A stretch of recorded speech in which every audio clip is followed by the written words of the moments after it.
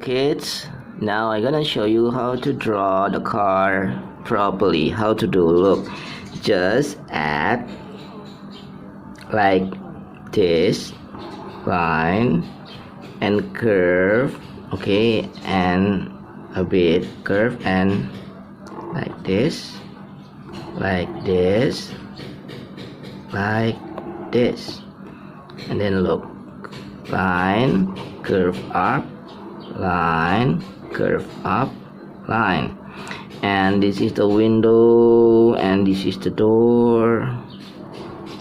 Yeah, okay, and the other window equal with this apart.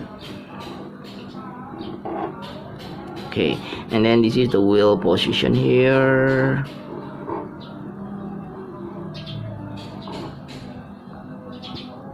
And this is the wheel position here. Okay, I hope you can draw this car. It's quite easy, you know. Okay,